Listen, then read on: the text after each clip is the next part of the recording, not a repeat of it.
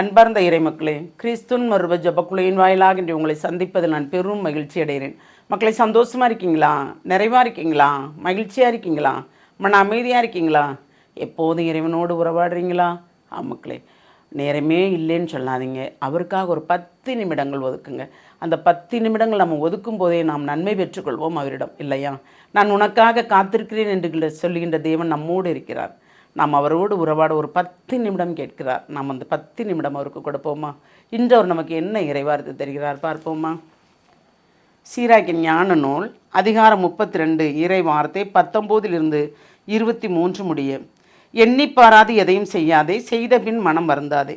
சிக்கலான வழிகளிலே போகாதே, ஒரே கல் மீது இருமுறை தடுக்கி விழாதே. தடங்களற்ற வழியை நம்பாதே, உன் பிள்ளைகளிடமிருந்து உன்னை காப்பாற்றிக்கொள். உன் செயல்கள் அனைத்திலும் உன்னையே நம்பு, இவ்வாறு கட்டளைகளை கடைபிடிப்பார். Praise the Lord. தடங்களற்ற வழியை நம்பாதே. நமக்கு தடங்களாக இருக்கும்போதுதான் நம்ம அதிலிருந்து மீண்டும் வேற வழிக்கு போவோம், இல்லையா? நேரான பாதை எங்கே இட்டு செல்லும்? நான் நல்லா இருக்கு, குழு குழுன்னு இருக்கு அப்படின்னு நினச்சிட்டு போவோம். எங்கே செல்லும்? பாவத்திற்கு இட்டு செல்லும் நம்மளை. துன்பங்களும் துயரங்களும் வேதனைகளும் பாடுகளும் நோவுகளும் நொடிகளும் எல்லாம் இருக்கிற இடத்துல அவரை தேடுறதுக்கு இட்டு செல்லும். இப்போ நமக்கு துன்பமே வேண்டாம்போம், இல்லையா? துன்பம் இல்லாத வாழ்க்கை எது? அவர் என்ன சொன்னார்? இயேசு, என் பின்னே வர வேண்டுமா?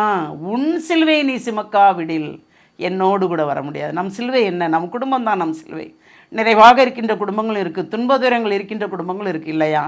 அப்போ அந்த சிலுவையை நாம் சுமக்கும் போது தான், அதை ஏற்றுக்கொள்ளும் போது தான் நமக்கு ஒரு நிறைவானது. இந்த சிலுவையே வேண்டாம், எப்பவும் சந்தோஷமாக இருக்கணும். எப்பவும் சந்தோஷமாக இருக்க முடியுமா நம்மளால்? முடியாது. அந்த சந்தோஷம் நிலைத்தும் நிற்காது. அதுதான், சந்தோஷமாக இருந்தவங்க எப்பவும் சந்தோஷமாக இருக்கிறாங்கன்னு சொல்லி யாரையும் நம்ம பார்த்ததும் இல்லை. மாறி மாறி வருகிறது தான், இல்லையா? ஒவ்வொரு காலங்களும் ஒவ்வொரு நிமிடங்களும் மாறி மாறி வருகிறது. அதுபோல்தான் நமக்கு எது தேவையோ அதை செய்ய வேண்டும். எண்ணி பாராது எதையும் செய்யாதே, செய்த பின் மனம் வருந்தாதே. என்னாம செஞ்சுருவோம், நம்ம எதையும் கொடுத்துருவோம், இல்லையா? கொடுத்துட்டு ஐயோ இவங்க 4 பேர் சொல்லுவாங்க, இவங்க இப்படி தான் அப்படி தான்பாங்க. அதுக்கு முன்னால் சொல்லவே மாட்டாங்க, செஞ்ச பிறகு தான் சொல்லுவாங்க. அப்போ நம்ம வருந்துவோம், இல்லையா? அதனால தான் எதை செய்தாலும் நமக்குள் இருக்கும் தூய ஆவியானவர்கிட்ட கேட்டு செய்யும்போது எல்லாமே நிறைவாக இருக்கும். தூய ஆவியானவர் கேட்டு செய்யும் போதே சில காரியங்கள் தவறாக நடந்து விடுகிறது, இல்லையா? எப்படி நடக்கிறது? நாம் அவர் சொல்வதாக, தூய ஆவி சொல்வதாக நினைத்து கொண்டு நாம் செய்து விடுகிறோம். அதுவே நமக்கு தவறான முடிவாக அமைந்து விடுகிறது. அப்படி அமையும் போது தான் நமக்கு துன்பங்களும் துயரங்களும் வருது, இல்லையா? சிக்கலான வழிகளே போகாதே, ஒரே கல்லின் மீது இருமுறை தடுக்கி விழாதே. ஒரே இடத்துல போய் அவமானப்படுறோம், ஏன் ரெண்டாவதும் அதே இடத்துக்கு ஏன் போகிறோம் அவமானப்பட?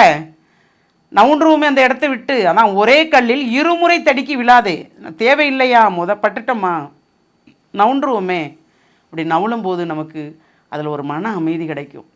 இப்படிப்பட்டவங்களோட நாம் பழகணும், இப்படிப்பட்டவங்களுக்காக நாம் எல்லாம் நிறைவாக செய்தோம், இவர்கள் கூடயா நாம் வழி நடந்தோம் என்ற அந்த எண்ணம் வரும்போது, இவர்களிடம் பழகினதை விட நாம் இறைவனுக்கு நேரம் கொடுத்திருந்தால் எவ்வளவோ நிறைவாக இருந்திருக்குமே என்று நாம் நினைத்தோம் என்றால் எல்லாமே நமக்கு நிறைவு தான், இல்லையா?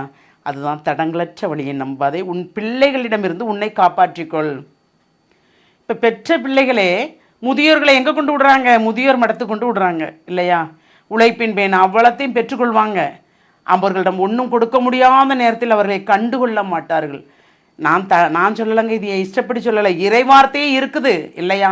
பெற்றோரை மதிக்கின்ற பிள்ளைகள் நிறைவாக வாழ்வார்கள், எல்லா நிலையிலுமே வாழ்வார்கள். ஏன்னா அந்த ஆசீர்வாதம் கிடைக்கும் அவங்களுக்கு.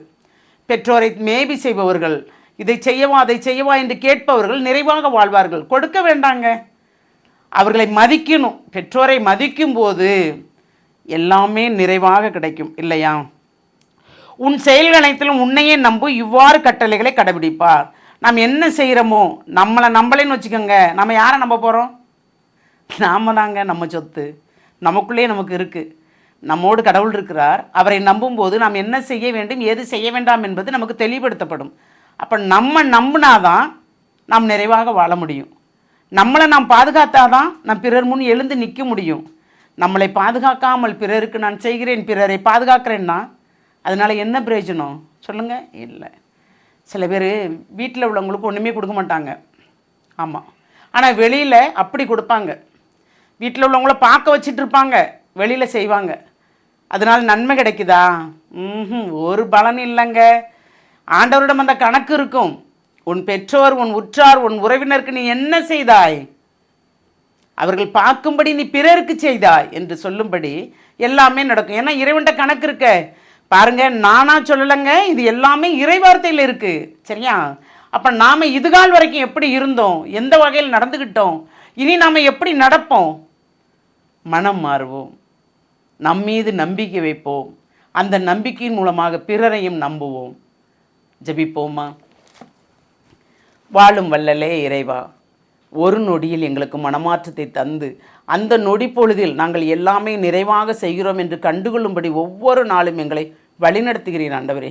ஆனால் நாங்கள் அறிந்தும் அறியாமலும் தெரிந்தும் தெரியாமலும் ஏதோ வாழ்கிறோம் என்று வாழ்ந்து கொண்டு இருக்கிறோம் ஆண்டவரே.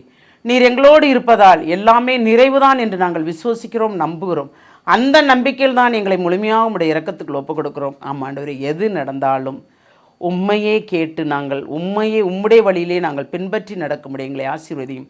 இதுகால் வரைக்கும் நீர் செய்த அனைத்துக்கும் நன்றி ஆண்டவரே. இனிமேலும் செய்ய போகிற ஒவ்வொரு காரியங்களுக்கும் நன்றி.